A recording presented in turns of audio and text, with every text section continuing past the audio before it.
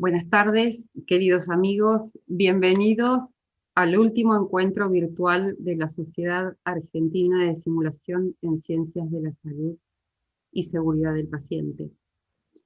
Aquí desde la Subcomisión de Educación de SACIM surgen los seminarios web para compartir y promover la inclusión creciente de la simulación como estrategia educativa.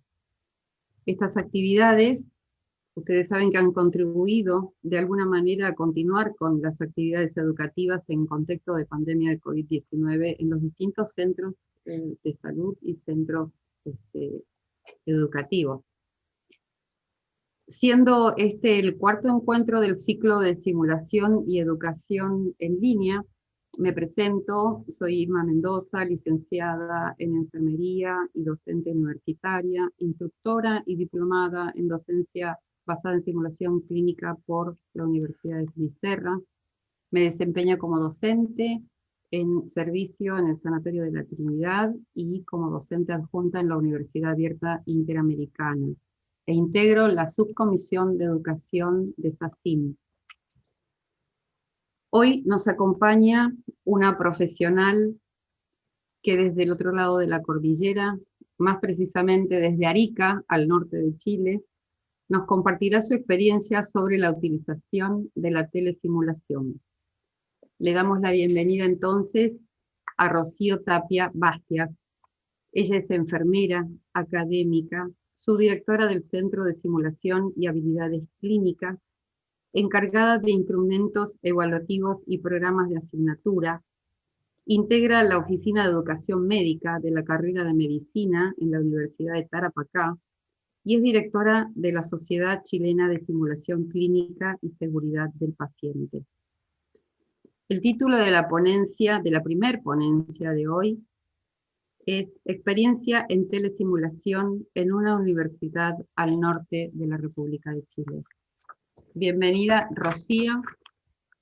Estamos listos para escucharte. Gracias. Voy a compartir pantalla.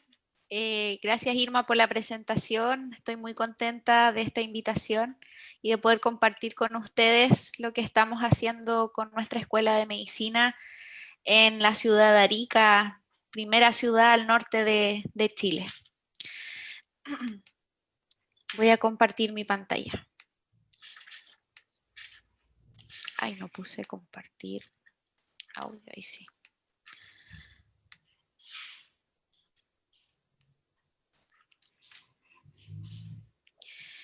Bueno, quiero partir en primer lugar esta presentación contándoles un poco respecto a la escuela donde yo soy académica, la Escuela de Medicina. Esta escuela fue creada el año 2015. Actualmente tenemos 196 estudiantes, no tenemos egresados, es una carrera nueva, llevan el 5.º año de avance curricular y ese edificio que ustedes ven ahí en la imagen es el edificio completamente de la carrera de medicina en estos momentos dentro de la Facultad de Ciencias de la Salud. En ese lugar hace 2 años recibí el espacio físico de 390 metros cuadrados para poder realizar la implementación de nuestro centro de simulación clínica. La verdad es que fue un gran desafío que asumí como subdirectora actualmente del centro. Se implementó y el año pasado, el 2019, el segundo semestre, empezábamos nuestras primeras actividades curriculares dentro de este centro con todo el equipamiento nuevo. En enero del 2020 tuvimos nuestra primera capacitación a todo el cuerpo docente y todos nos encontrábamos bastante motivados para comenzar el 2020 en marzo con nuestras actividades docentes y los profesores de las asignaturas muy motivados para empezar sus asignaturas con simulación. Y nos vimos enfrentados a este contexto de pandemia. El 3 de marzo se confirma el primer caso en nuestro país, por lo tanto cambia toda la planificación semestral. Las autoridades de nuestra universidad nos avisan que debíamos trabajar por teletrabajo, ¿cierto? Y no podíamos acudir hasta nuestro edificio. Por lo tanto, ahí comienza nuestro problema. Ya, ¿qué hacíamos con simulación clínica? Teníamos 3 asignaturas en las cuales debíamos practicar o integrar la simulación. Era semiología, medicina 2, pediatría y cirugía infantil.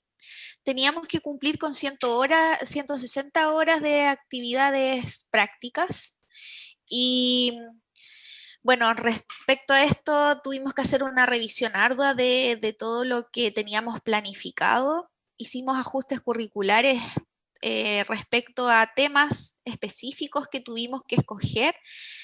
Y los demás temas que, bueno, no quedaron seleccionados para ver, con algunas actividades de caso clínico que les voy a contar más adelante.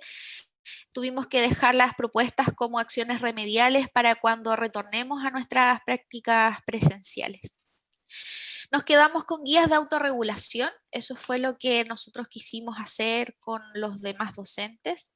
Guías de autorregulación del aprendizaje, las cuales están enfocadas netamente a una autorregulación del proceso de aprendizaje por parte del estudiante. ¿Ya? Los estudiantes son quienes van a definir la forma y la estrategia que van a tener para ir trabajando en forma gradual con este tipo de guías, que son guías que van más allá de ser un cuestionario, sino que proponen o presentan preguntas de metacognición en donde el alumno puede trabajar aspectos cognitivos de mayor nivel. Y de esta forma desarrollar pensamiento crítico, toma de decisiones, tener unas respuestas un poco más analíticas de situaciones o contextos clínicos a los que ellos se van a ver enfrentados como médicos. Nosotros practicamos estas guías de autorregulación durante todo el semestre. La verdad es que tuvimos buenos resultados, los estudiantes estaban bastante contentos, se les entregaba los días lunes las guías de autorregulación, los días miércoles se resolvían algunas dudas y los días jueves se reunían con sus docentes a desarrollar los casos clínicos. La verdad es que durante el semestre escuchamos algunas presentaciones, compartimos algunas ideas con otras universidades en Chile y surgió esta idea de aplicar esta plataforma virtual como primera instancia de acercamiento de nuestros estudiantes a algo práctico. Así que a fines de julio, terminando el semestre, tuvimos actividades, bueno, una sesión asociada a la guía de autorregulación de insuficiencia respiratoria por COVID con esta plataforma Body Interact que está gratuita en internet. Tuvimos muy buena satisfacción por parte de nuestros alumnos y eso la verdad es que nos dejó bastante motivados para poder hacer nuevos cambios en nuestro segundo semestre académico. Tuvimos nueva reunión de equipo, salieron nuevas propuestas y dijimos que teníamos que hacer algo por nuestros estudiantes porque necesitaban este acercamiento a lo práctico. Y decidimos integrar videos, mantener las guías de autorregulación, pero también agregar la telesimulación. Y respecto a esto, no era una idea tan fácil de lograr porque teníamos que discutirlo y presentar esta propuesta a nuestra directora, ¿cierto? Y a las autoridades universitarias. Por lo tanto, trabajamos en un protocolo de ingreso al centro de simulación y se presentó esta propuesta a vicerrectoría. En estos momentos, o sea, en esos momentos en que presentamos el protocolo, la verdad es que la curva dentro de la ciudad sobre contagio de COVID estaba más bien mantenida y por eso es que la autoridad en el fondo nos autoriza a que nosotros como académicos podamos ir hasta el centro de simulación. Tuvimos también aquí modificaciones respecto a con este protocolo, adecuamos los espacios físicos, pusimos señaléticas y además se presentó un video a todos los académicos que iban a trabajar con telesimulación. en donde se les presentaba cómo debían ingresar al centro, cuál era el protocolo completo y también la desinfección que los espacios físicos iban a recibir después de que ellos terminaran sus prácticas docentes. Y así nos juntamos, después de ornamentar nuestro centro de simulación, hicimos otra planificación semestral. Teníamos para el segundo semestre asignaturas como cirugía y traumatología, medicina 2 y ginecobstetricia. Asignaturas nuevas que íbamos a dictar por primera vez y que era específicamente ginecobstetricia. Y la verdad es que fue difícil definir los contenidos más importantes. Los especialistas siempre quieren ver todo, pero la verdad es que tuvimos que dejar algunos contenidos que van a ser retomados con posterioridad en los internados cuando tengamos presencialidad. Establecimos horarios de trabajo en que no nos topáramos con otros docentes, tratamos de reducir al máximo estas aglomeraciones, ¿cierto?, de académicos y para las asignaturas mantuvimos, como les mencioné, las guías de autorregulación y además agregamos seminarios de la discusión de casos clínicos.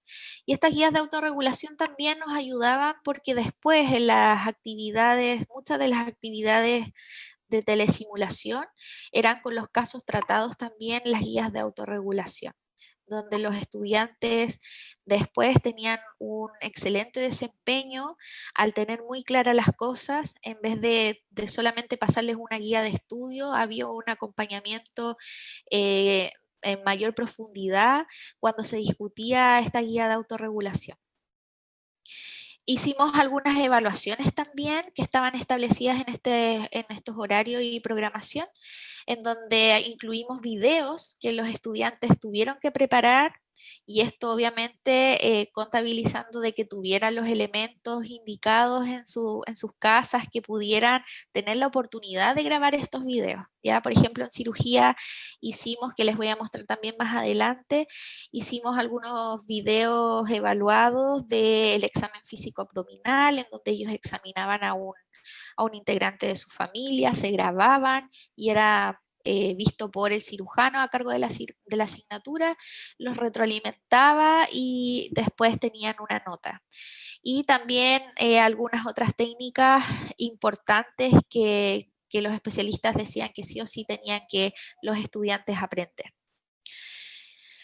Tuvimos nuestras solicitudes de taller, tal cual como las establecíamos siempre para nuestros talleres, pero sí, sin duda tuvimos que modificar nuestros resultados de aprendizaje, ya que estaban enfocados a la presencialidad y obviamente que la metodología iba a cambiar porque no los íbamos a tener ahí presencialmente para poder medir algunos aprendizajes esperados.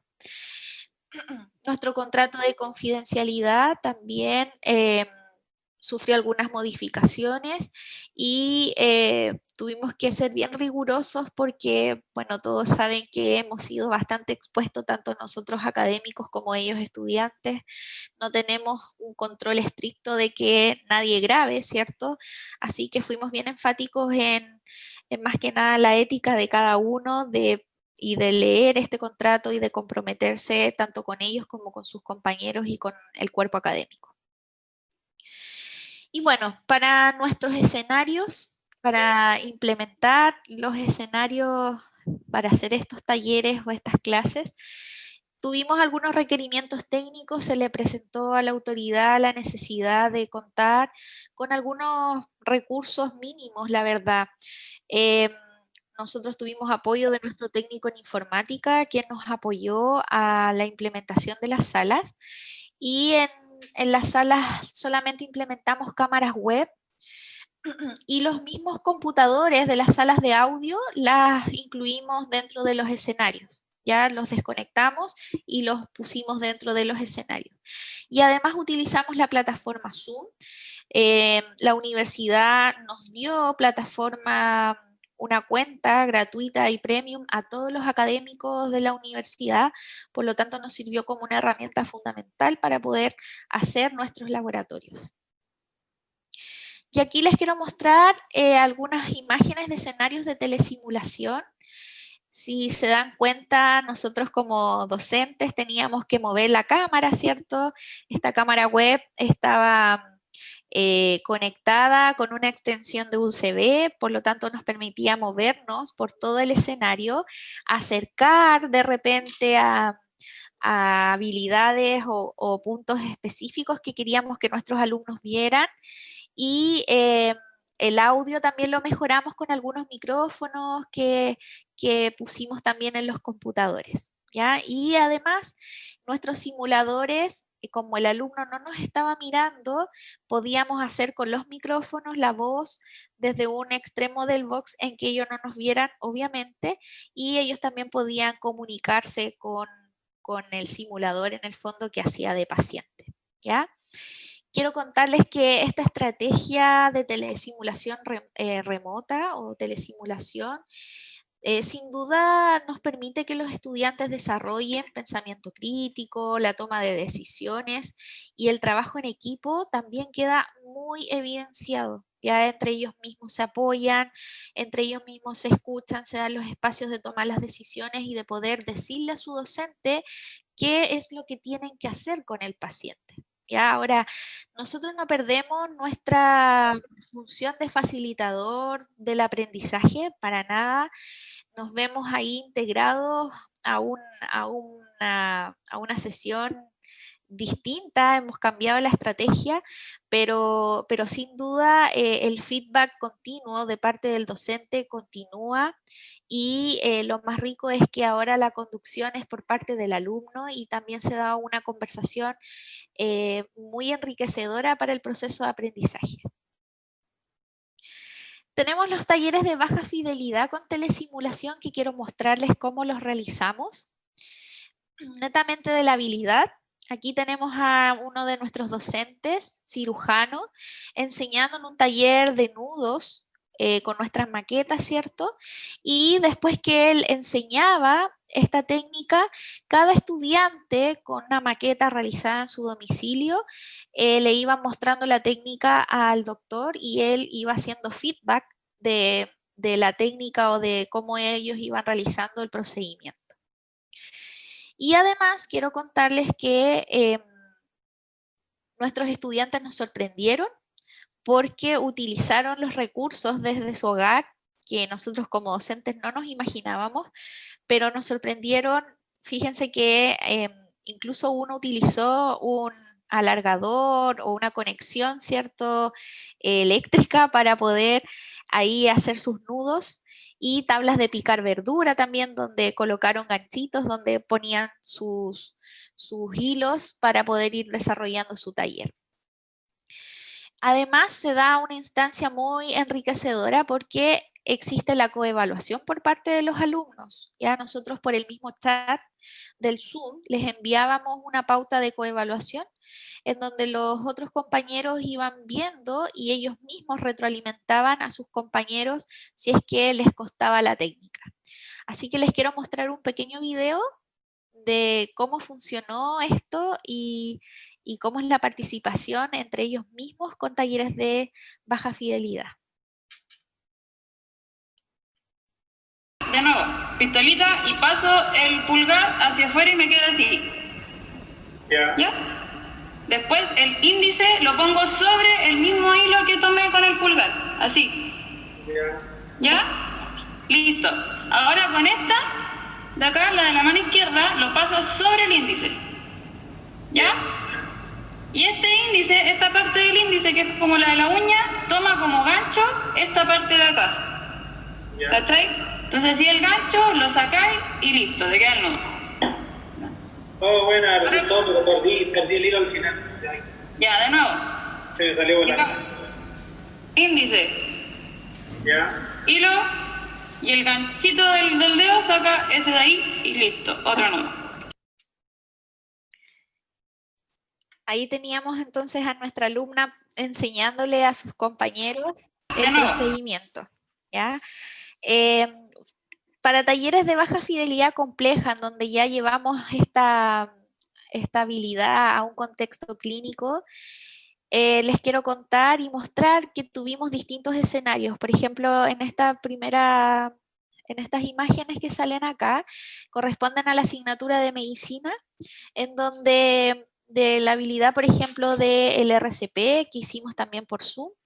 Después lo llevamos a un contexto de urgencia en donde el paciente caía en paro cardiorrespiratorio y los estudiantes nos iban diciendo cuáles eran las maniobras que teníamos que hacer, nos iban dando las indicaciones, que colocáramos las manos en el centro del tórax, que teníamos que comprimir de tal forma, activar el código azul, colocar la cánula Mayo, asegurar la vía aérea, o sea, nos iban dando todas las indicaciones, ¿ya? Y ellos tienen muy claro y los entrenamos a que el cuerpo docente no hace nada sin que ellos lo mencionen. Y también tuvimos instancias de escenarios de atención primaria o extrahospitalaria donde se atendían a estos pacientes. Trabajamos en la anamnesis. En la misma plataforma Zoom aprovechábamos de proyectar por PowerPoint los exámenes y algunas imágenes, radiografía de tórax, ¿cierto? Y ellos interpretaban en conjunto y uno de ellos le daba la información a la paciente. Estas dos pacientes que se ven en las imágenes no son pacientes actores, no contamos con ese recurso en nuestro centro, pero sí son nuestros técnicos en enfermería que nos apoyan y nos han ayudado durante este contexto de pandemia. Aquí tenemos un escenario de cirugía en donde un politraumatizado con gran quemado, ¿cierto?, es recibido por los alumnos y ellos también van evaluando al paciente, aplicando el ABC, ¿cierto?, diciéndole al doctor qué es lo que tenía que evaluar en A, cómo evaluaba la B, cómo evaluaba la C, y además utilizaban la pizarra del Zoom, uno de ellos, para ir escribiendo y haciendo cálculo de dosis y estableciendo después las indicaciones a la enfermera para que preparara las soluciones y se comenzara a pasar el fluido correspondiente. Y finalmente tenemos aquí las imágenes de lo que es las clases de ginecobstetricia, en donde también se desarrollaron con simuladores y con pacientes estandarizados, ¿cierto? Donde nos apoyó nuestro técnico también y donde ellos pudieron realizar la anamnesis, el examen o el control prenatal, y la matrona o partera que está ahí en la imagen conducía la cámara y también ella interactuaba y era parte del equipo junto a la ginecóloga que trabaja en nuestra escuela como académica. Y les quiero mostrar un videíto cortito. No sé si estoy bien en el tiempo. Está bien, les voy a mostrar un video donde los estudiantes van rellenando esta ficha de control prenatal en grupo. Esta ficha se les manda por el chat como un documento, ellos lo abren, uno de ellos se hace cargo y comienza a llenar la información mientras la doctora va evaluando a la paciente. Y después ellos le van dando las indicaciones de cómo deben hacer el examen, la medición de altura uterina, las maniobras de Leopold y finalmente terminan haciendo una pequeña anamnesis o cierre de el contexto con la paciente. Os voy a mostrar cortito para no demorarme. 23,9, ¿no? Y a mí igual me dio lo mismo.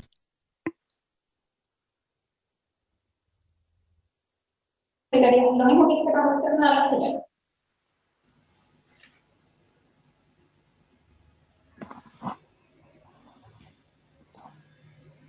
La señora Carla lo está escuchando. ¿Quién le va a dar las indicaciones? Hola, señora Carla. Sí, dale, Mili te... Ya. Sí, te habían dicho a ti. Buenos días, señora Carla. Mi nombre es Milagro, soy estudiante de medicina de 5º año. Y bueno, ya le hicimos la anamnesis y ahora vamos a proceder a hacer el examen físico con ayuda de la doctora. Yo le voy a dar unas indicaciones y la doctora va a ir haciendo el examen. ¿Está de acuerdo? Sí, de acuerdo. Ya. Entonces, señora Carla, le voy a pedir por favor que se recueste en la camilla.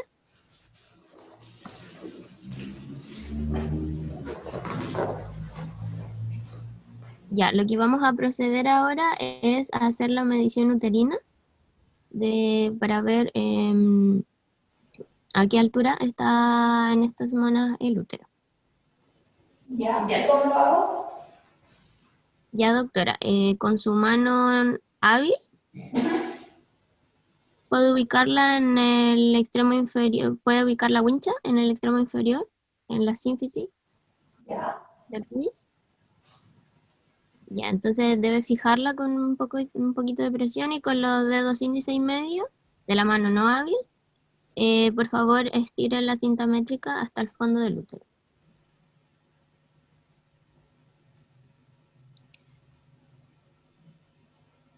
Ya. Ahí les fue indicando cómo debía ser ¿Podría el describirnos un procedimiento. poquitito más como Y en esta parte del video cuántas les veces quiero al día mostrar come, si respeta el cómo van hablando con desayuno, la el paciente. almuerzo, la once, qué come? Cuéntanos un poquitito sobre eso. El desayuno siempre en la mañana como a las 8. Entre medio igual como colación, pero ando picoteando por aquí y por allá. Entonces, no solamente frutas, verduras, también ando comiendo las cosas envasadas, como papas fritas. Yo sé que no está bien, pero tengo esa gana de comer. Y el almuerzo, once, cena, igual, pero siempre entre medio estoy comiendo. Ahí los estudiantes participan dentro de esta conversación que se genera con el paciente y también van anotando los antecedentes en la hoja de evolución médica. Y bueno, para terminar, me gustaría concluir de que para nosotros como equipo fue un gran desafío poder realizar telesimulación. La verdad es que al principio no teníamos muchas esperanzas respecto a esto, pero una vez que nos tiramos a la piscina y que ya apostamos por esto con las ganas todos como equipo participando, se hizo más fácil, surgieron muchas propuestas y hemos ido mejorando en el tiempo. Nuestros estudiantes están muy contentos, están muy agradecidos también de los académicos de haber buscado estrategias para poder continuar con el proceso formativo de aprendizaje de ellos mismos. Y la verdad es que actualmente ya estamos bastante conformes de este logro que hemos tenido. Así que les dejo esta frase para terminar.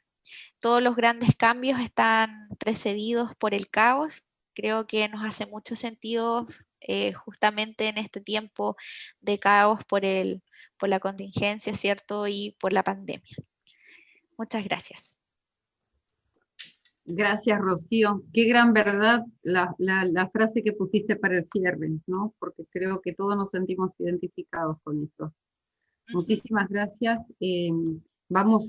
Quédate con nosotros, ¿sí? Porque vamos a hacer una segunda ponencia y Sí, posterior a eso hay preguntas, que ya vi algunas por ahí por el chat. sí, ¿Sí? por supuesto. Les recuerdo que todos pueden escribir por el chat las preguntas que quieran hacer a Rocío o a Norberto de la siguiente ponencia. Bueno, para continuar, tengo el honor, el gusto de presentar al doctor Norberto Blanco. Él es médico, es nuestro, no es del otro lado de la cordillera, es nuestro. Es especialista en cirugía general y cirugía cardiovascular, es diplomado en educación médica, profesor adjunto de cirugía de la Universidad Abierta Interamericana, encargado de evaluación de habilidades y destrezas desde el año 2000 en la Universidad Abierta Interamericana. Está a cargo del proyecto del nuevo Centro de Simulación de la Universidad Abierta Interamericana. Es miembro fundador de SACIM y es miembro de la SSJ y FLASIC. El título de su ponencia es Paciente simulado por telemedicina, ¿cómo lo hacemos? Norberto, cuando quieras. Bueno, muchas gracias por la invitación, Irma, y a toda la subcomisión de educación. Vamos a compartir ahora la pantalla. Creo que un poco como explicaba Rocío, con la pandemia todos nos tuvimos que ir readecuando e ir adaptando a la nueva realidad que teníamos, que era que teníamos los alumnos de las carreras de salud que no podían ir a los centros de salud. Entonces teníamos que ver de qué forma podíamos empezar a trabajar con ellos para que no perdieran las habilidades y todos los conocimientos que necesitaban tener. En la charla vamos a comentar cómo desarrollamos los pacientes telesimulados en la UAI. Vamos a ver algunas debilidades y algunas fortalezas, y vamos a compartir, porque en la audiencia están las dos actrices que trabajaron con nosotros para desarrollar los pacientes telesimulados, y me gustaría que ellas después comentaran qué sintieron al hacer esto. Tenemos un par de preguntas de encuesta que vamos a hacer a lo largo de la charla. Analía, por favor, si podemos poner las dos primeras. Primero quise poner la definición de paciente simulado. Esta definición es de Barrows de 1987. ¿Y por qué me gusta? Porque no solo el paciente simulado es la persona que entrenamos cuidadosamente para simular al paciente real, sino que también presentamos todas las características de ese paciente, de esa persona, la historia, el lenguaje corporal, la vida, las afecciones físicas y todas las características emocionales que hacen de ese paciente único. ¿Esto cómo lo logramos nosotros? Y nosotros ya desde hace 20 años que trabajamos con ECOE, tuvimos siempre la oportunidad de poder trabajar con actores. Con lo cual nos es mucho más fácil presentarle el guión de la patología al actor y comentarle con él cómo representar ese personaje, qué características tiene que tener esa persona, de qué ámbito viene, qué sentimientos tiene, qué cosas, para conformar toda la persona que tiene que ser ese paciente simulado para ser lo más real posible. Con lo cual, como trabajamos con actores, al pensar en pacientes telesimulados ya teníamos una ventaja. ¿Qué otra ventaja tuvimos? Que a lo largo de los 2 últimos años, si bien ya se venía trabajando en telemedicina y telesalud, hubo el año pasado un documento de Presidencia de la Nación sobre las recomendaciones para el uso de medicina. Y este año se presentaron 2 proyectos de ley en diputados y en el Senado se promulgó una ley de telemedicina en octubre de este año, que todavía no está reglamentada, y donde en alguna de las definiciones habla de la teleeducación o la modalidad de capacitación a distancia a través del empleo de las tecnologías, que en definitiva es lo que estuvimos haciendo todos en este periodo de pandemia.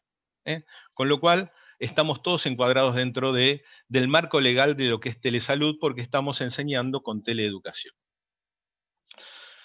En lo que respecta a la UAI, en junio, el Decanato de Medicina junto con la Dirección de Carrera nos plantean el desafío de que en cuarto año, nuestros alumnos que tienen una currícula estandarizada, o sea que en cuarto año hacen semiología y medicina interna, habían comenzado el año y una corte había tenido 15 días de posibilidades prácticas en algunos centros de salud y otros que empezaron en abril directamente no tenían ningún contacto con el paciente. Y eran alumnos ya que estaban cursando semiología o medicina interna.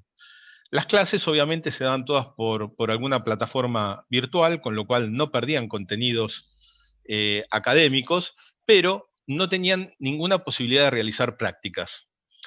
En junio entonces empezamos a pensar cómo podíamos hacer pacientes telesimulados, y nos juntamos con los responsables de medicina interna, con las actrices y con algunas de las autoridades de la carrera, y empezamos a pensar cómo diagramarlos y cómo hacerlos. Empezamos a hacer los casos, a grabarlos, y en base a eso fuimos desarrollándolos y viendo y avanzando sobre las deficiencias que veíamos. Y la primera deficiencia que vimos era que los primeros casos los hacíamos sin un guión. Entonces, uno de los jefes de clínica médica hacía de médico, una de las actrices de paciente simulado, pero sin guión. Y la verdad que fue desastroso eso, porque no podíamos tener nada objetivable, nada orientado. Entonces empezamos a ayunar los pacientes, con lo cual la cosa empezó a ir mejor. Empezamos a ver que tenían que tener una disposición, que tenían que tener ciertas características, tanto el médico como el paciente simulado dentro de su entorno, qué características tenía que tener. Entonces empezó a ver qué cosas teníamos que ir modificando. En julio más o menos terminamos de poner a punto los casos. siempre le dijimos que usamos a una de las alumnas de medicina interna como conejito de India, porque la trajimos al ámbito nuestro, donde estábamos los actores, los docentes de medicina interna, a hacer los casos ella como médica. Verdaderamente hizo 2 casos y fue sensacional. Y a partir de ahí consideramos que ya podíamos transferirlos esos a nuestra cortes de alumnos. Y entre agosto y noviembre lo implementamos en 2 cortes de alumnos que más o menos en total eran unos 40 alumnos, de medicina interna 1, cuarto año. Vamos a ver un videito primero. Ahí. Buenas tardes, doctor. ¿Qué tal? Yo soy el doctor Anahuati. ¿Cómo es su nombre? ¿Qué tal? Manuel Robledo, doctor. Hola Manuel, un gusto. Le voy a hablar bajito porque no quiero que me escuche mi pibe. Ah, ¿tiene un hijo? Soy viudo y no quiero que se me asuste. Ok. Estoy con un problemita de un dolor, doctor, acá. Bastante molesto de hace algunos días. Me daba no sé qué llamar por este medio, porque no estoy acostumbrado y no quiero que se entere el pibe. Sí. ¿El dolor me vuelve a señalar dónde es? Acá, ¿usted me ve? Sí, ahí lo noto bien, es el medio del pecho. Yo yo, si me duele algo, como yo laburo en construcción, ¿no? Ah, usted trabaja en construcción, ¿qué hace ahí? Soy albañil. Ah, muy bien. Vamos a laburar y seguimos laburando, seguimos para adelante. Es como una puntada, pero no es puntada porque es permanente. Es como un dolor. No, tranquilo, Manuel, y cuénteme algo más. ¿El dolor ese se le va al cuello, a la mandíbula, a algún brazo, a la espalda? ¿Qué le pasa al dolor cuando usted se va para adelante? Me calma un poquitito. Me quedé emocionado. No, tranquilo, no se emocione. Es que estoy muy solo con el pibe, o sea, está mi familia, pero el pibe y yo no necesito de morirme y no voy a consultar. ¿Ustedes en casa está todo bien o están teniendo muchos problemas? Ahora estoy emocionado, pero me deja tan tranquilo. No me parece que sea nada para preocuparse, ¿sí? Le voy a mandar para que se haga un electrocardiograma y un análisis de sangre, ¿sí? Sí, muchas gracias. Lo veo la próxima semana, espero. Hasta luego. Saludos, doctor. Este que vimos, que es un compiladito de 3 minutos, es una entrevista que duró casi 20 minutos. Vamos a volver.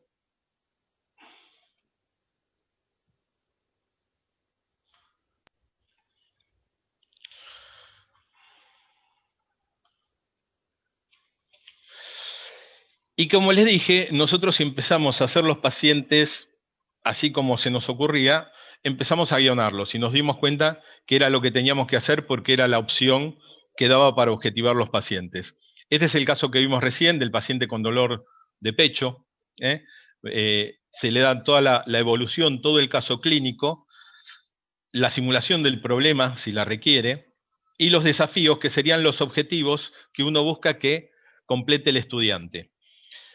Sí hablamos con las actrices de cómo queremos que encare el paciente. Obviamente, en épocas de pandemia, todos los pacientes tenían algún grado de angustia y algún grado de sentimiento de estar solos o no tener compañía o no tener posibilidades de hablar con alguien.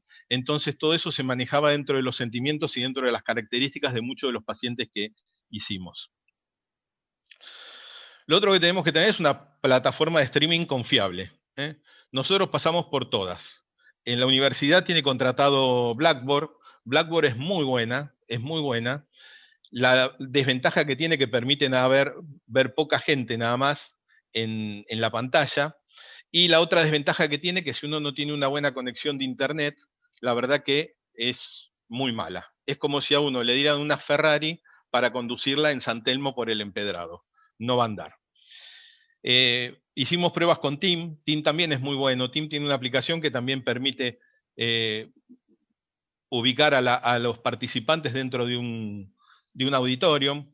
Es muy buena, hicimos muchas en Team, pero terminamos después con lo que hacemos con la gran mayoría, que es usar el Zoom.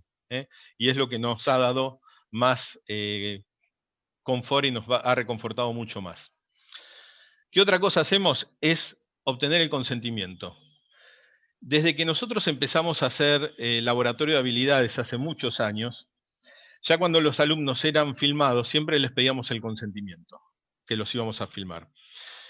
Esta vez también nos hicimos asesorar por el grupo de abogados que tiene la universidad para generar un consentimiento para que todos los alumnos lo puedan firmar. Obviamente, como estamos en virtualidad, lo que se hace es, con el alumno, antes de desarrollar la acción, se lo llama aparte con el grupo docente y se lo hace leer en voz alta todo este consentimiento para que nos autorice a filmarlo y a tener la filmación dentro del ámbito de la universidad. Ámbito y presencia. Es otra cosa que nos dimos cuenta. Ahí recién en el caso que vieron, el médico, que es un cardiólogo, estaba vestido con ropa de calle. ¿Qué vimos? Y qué nos llevó a la conclusión. Esta es una captura de pantalla de un Zoom con los alumnos. Volvemos atrás.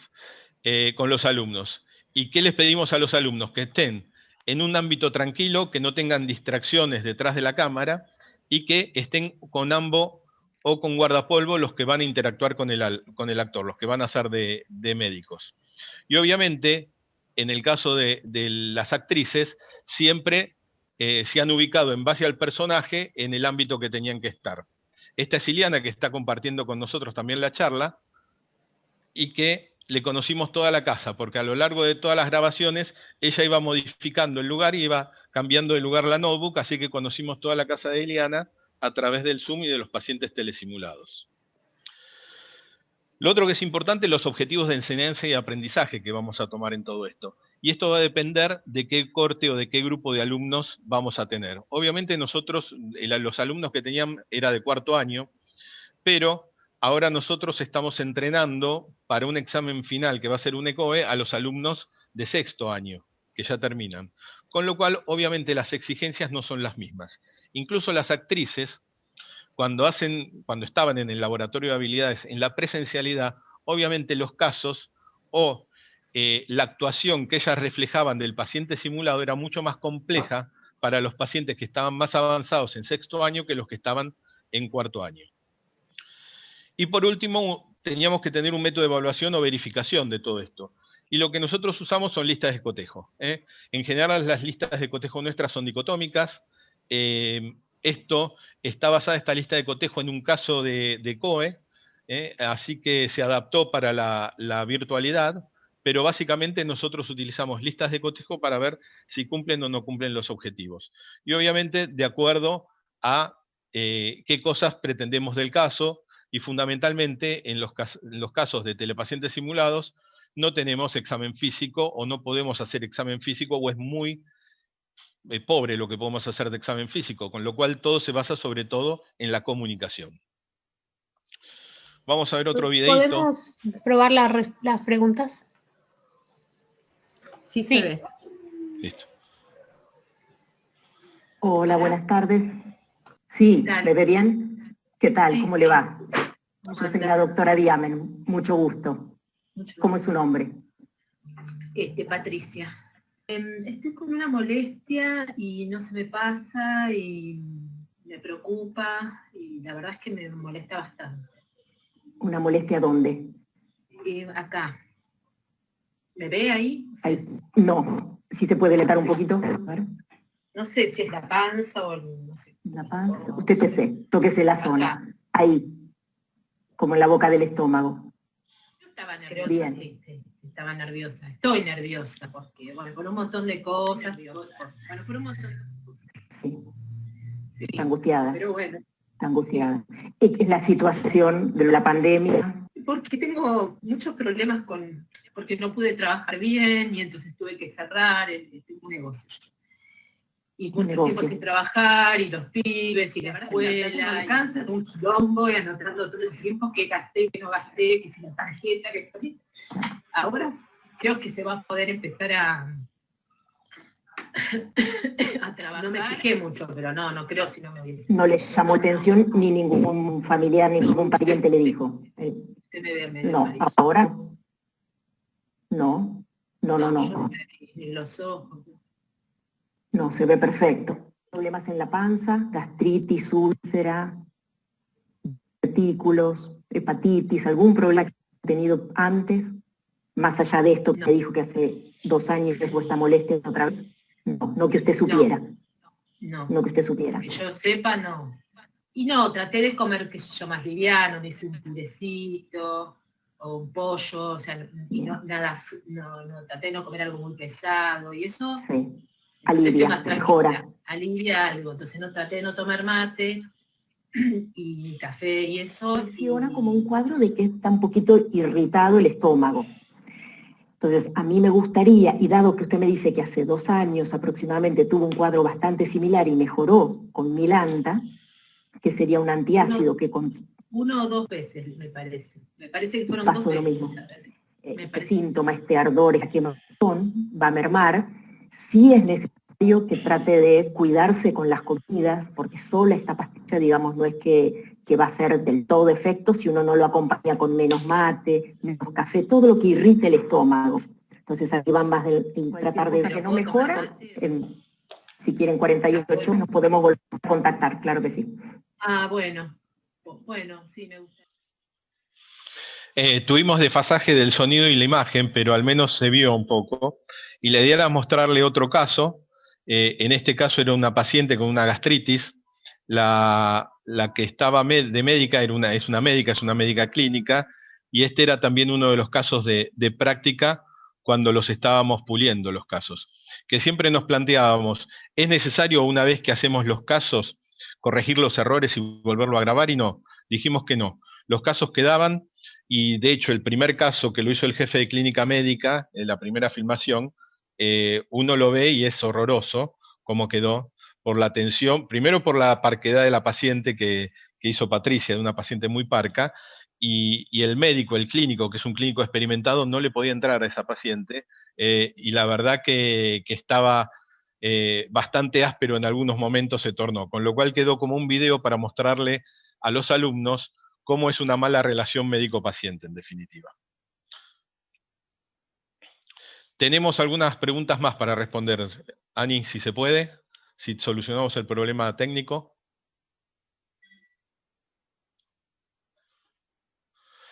¿La telesimulación puede ser alternativa para algunos aprendizajes? Sí, no, no sé.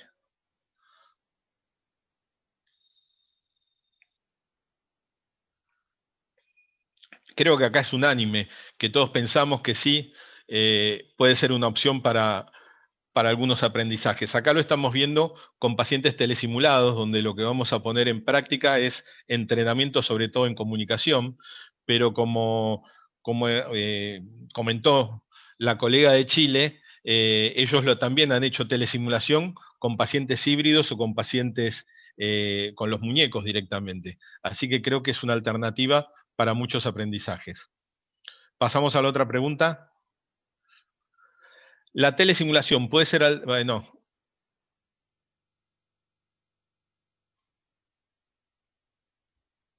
Ahí está. ¿Cree que la telesimulación es un recurso suficiente para el desarrollo de las habilidades comunicacionales? Sí, no, no sé.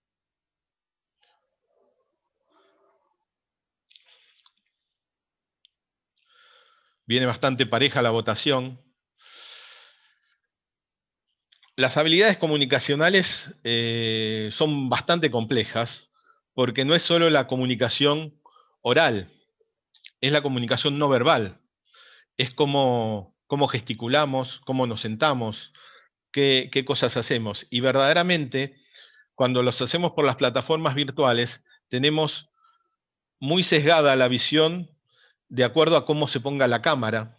Si está muy cerca, si está muy lejos. En general uno puede llegar a ver hasta los hombros de la persona, pero no mucho más. En los dos casos representaban que tenían un dolor y tenían en el caso de Patricia, que tenía el dolor en la boca del estómago de la gastritis, tenía que levantarse para mostrar dónde le dolía. En el caso de Mario, que le dolía el pecho, era más sencillo mostrarlo, pero bueno, en realidad las habilidades comunicacionales,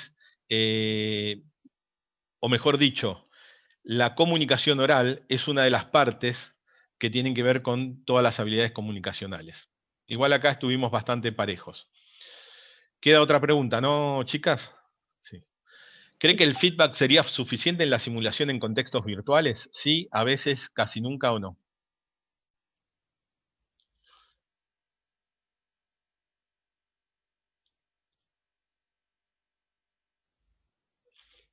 Obviamente, cuando se termina de hacer una sesión con el paciente telesimulado, se toma ese alumno dentro de la corte de alumnos, todos estamos con las cámaras apagadas, salvo obviamente la actriz y el alumno que va a ser de médico, y una vez que termina, que le damos un tiempo aproximado de 15 minutos, pero en general llegan hasta 20 minutos a utilizarlo ese tiempo, una vez que termina prendemos la cámara y hacemos todos en conjunto, una devolución, a un feedback. Algunos dicen, esto es, podemos hacer un debriefing, y verdaderamente me parece demasiado llamar a ese feedback debriefing. ¿Por qué? Porque lo está haciendo una sola persona, no hay mucha emoción, entonces sí lo que hacemos es la devolución y ese feedback, pero no un verdadero debriefing con todo esto.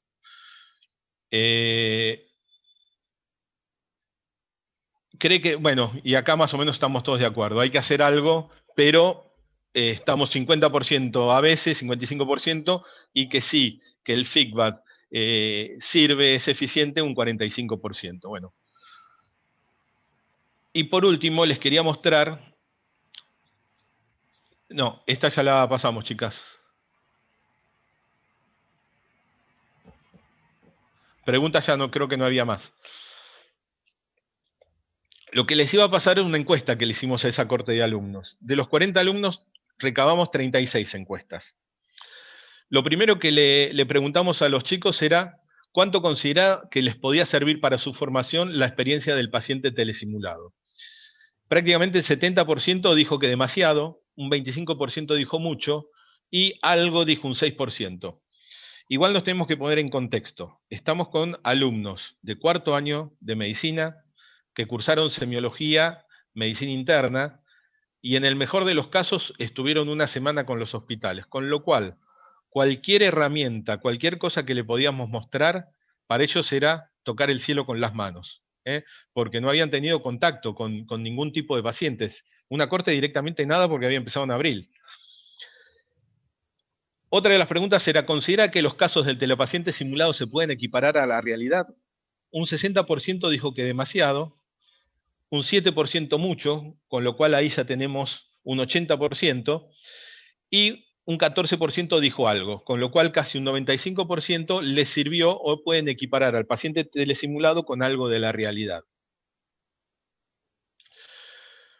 ¿Cuán real sintió la situación con el paciente telesimulado? El 72% lo vivió muy bien, y un 25% mucho, con lo cual prácticamente el 97% tuvo una buena recepción del paciente simulado y lo vivió bastante al caso.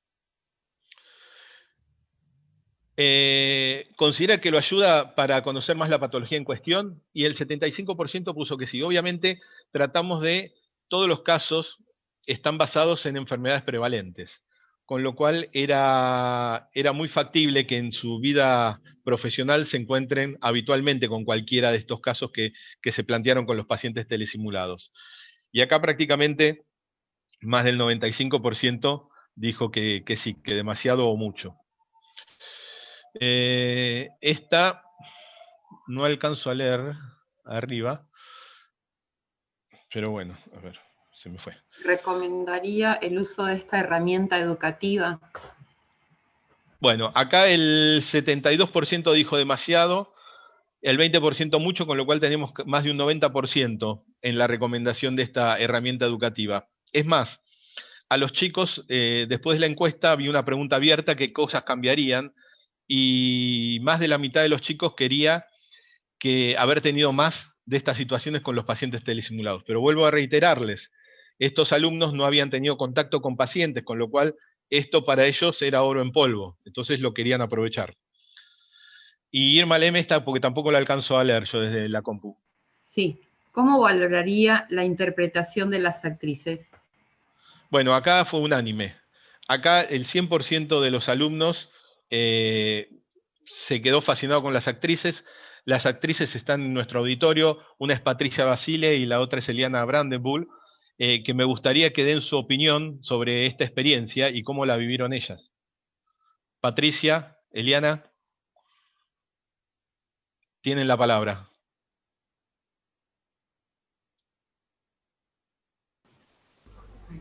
Sí, primero quería decir que había una dificultad con esto, que era enseñar algo que era nuevo, digamos, ¿no? Me parece que era algo que era nuevo, que no había mucha experiencia, no es lo mismo que la presencialidad, porque presencialmente hay mucha experiencia en la medicina, incluso uno como paciente, uno como actriz, pero no con telemedicina. Eso me parece que fue como una experiencia rara en ese sentido. Después el trabajo en equipo terminó siendo muy disfrutable, y trabajábamos gente que tenía que ver con el arte, con la ciencia, un técnico que tiene que ver con la tecnología, y entre todos pudimos trabajar en conjunto, cada uno contribuir con lo que, aunque sea proponiendo cosas, aunque sea de otra área. Fue muy rico en ese sentido y terminamos jugando y disfrutándolo muchísimo.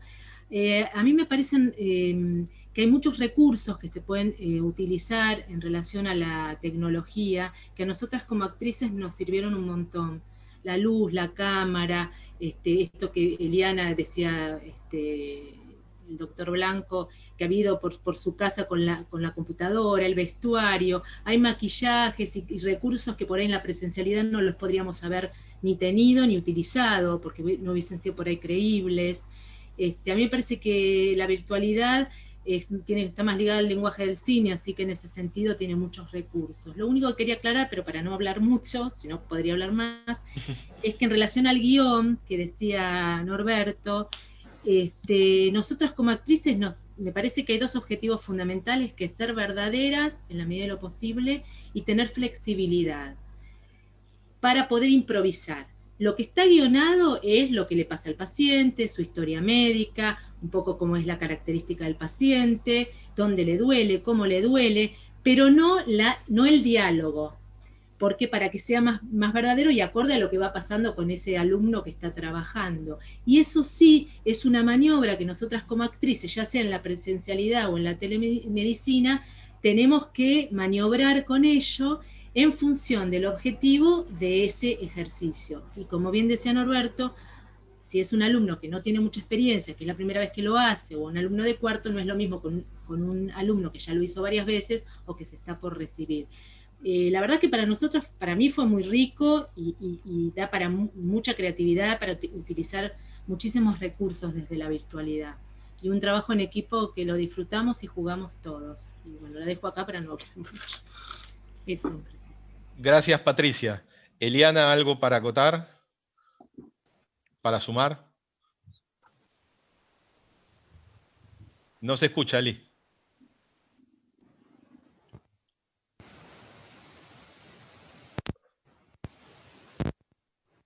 Estamos con problemas técnicos hoy.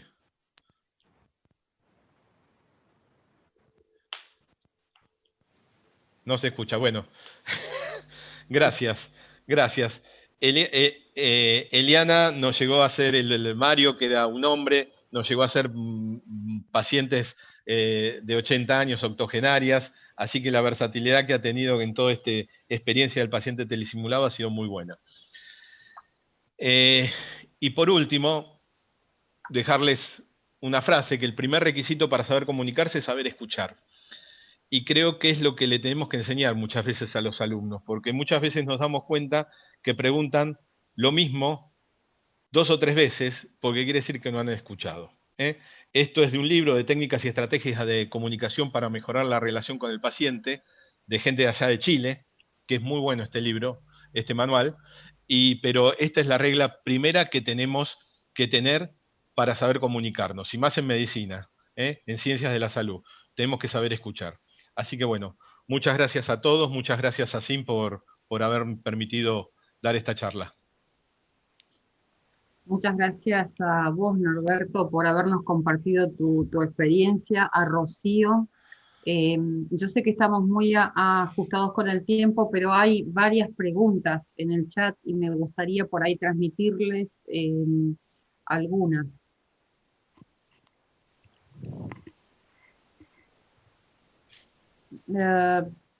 En la primera presentación, muy interesante la presentación de Rocío, me dicen acá, gracias. La consulta para ella es sobre la primera parte de la presentación, cómo definen el concepto de resultados de aprendizaje. ¿Hay resultados que dejaron de medir? Si es así, ¿trabajarán sobre esos resultados cuando vuelva a la simulación presencial? Bueno, respondiendo a la pregunta, para nosotros los resultados de aprendizaje son en el fondo lo que nosotros esperamos que nuestros estudiantes aprendan, que van en estrecha relación con las competencias declaradas dentro de nuestra carrera. Y los resultados de aprendizaje deben medir las 3 dimensiones de las competencias, ¿ya? Lo actitudinal, lo procedimental y lo conceptual. En este caso, donde no tenemos la presencialidad, obviamente que se nos hace muy difícil poder medir los aspectos procedimentales, pero usamos las estrategias, como les conté y les mostré en el video, de tener algunas instancias en donde se podía poner resultados de aprendizaje enfocados a medir lo procedimental.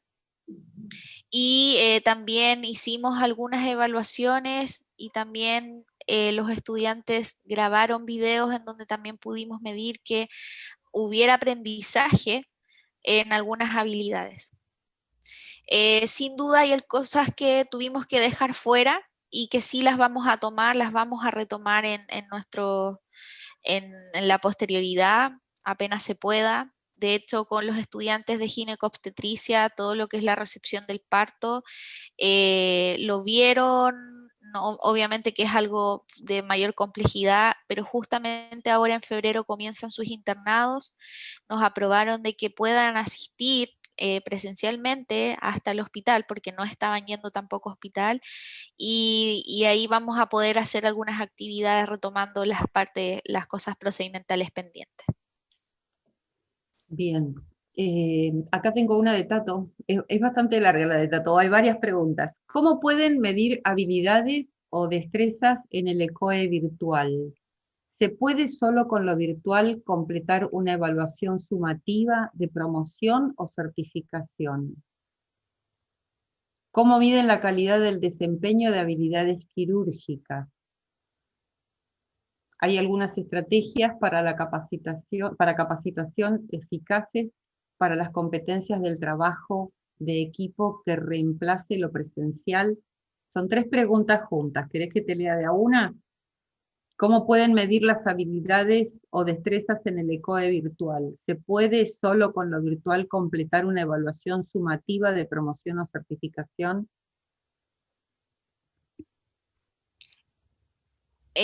Yo por lo menos, Irma, no he realizado ECOE todavía de forma virtual. Ya estamos en ese proceso, así que no podría responder específicamente a esa pregunta. No sé si es que Norberto tendrá ya experiencia en ECOE virtual. No, nosotros de hecho el último ECOE que tomamos fue en febrero, había que tomar uno a mitad de año, pero como estaba todo cerrado, sí vamos a tomar uno ahora a fin de año, pero va a ser presencial y sí va a haber algunos de los casos que van a ser con telepaciente simulado, pero el alumno va a estar presencial en el centro de simulación, con lo cual el ECOE no va a ser igual a los anteriores que hemos tomado con pacientes simulados, pero sí van a tener algunos casos con pacientes a través de telesimulación. Okay. Irma, yo podría solamente acotar de que dentro de la planificación y estructuración del ECOE que nosotros vamos a realizar de forma virtual, porque no tenemos aún presencialidad en nuestra casa de estudio está enfocada a medir partes de la competencia que no tienen que ver con la parte procedimental. Ok. Yo no sé si han llegado a medir la calidad del desempeño en habilidades quirúrgicas. Rocío, vos habías mostrado unos videos donde habían estudiantes que practicaban sutura, por ejemplo, pero no sé si se han extendido más allá porque esto es recién el inicio por ahí. No, o sea, todo esto lo tenemos registrado como material, pero aún no hemos visto, no hemos podido, digamos, reunir datos y tener mayores antecedentes respecto a eso. Estamos en ese proceso. Ok.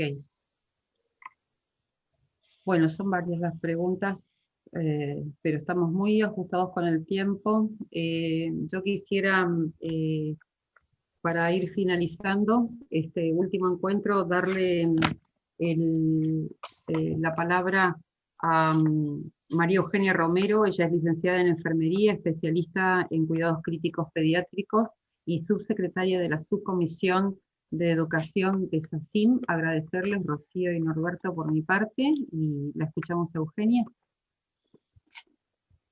Irma, muchísimas gracias, al igual que Rocío, Norberto, muchísimas gracias por sus presentaciones.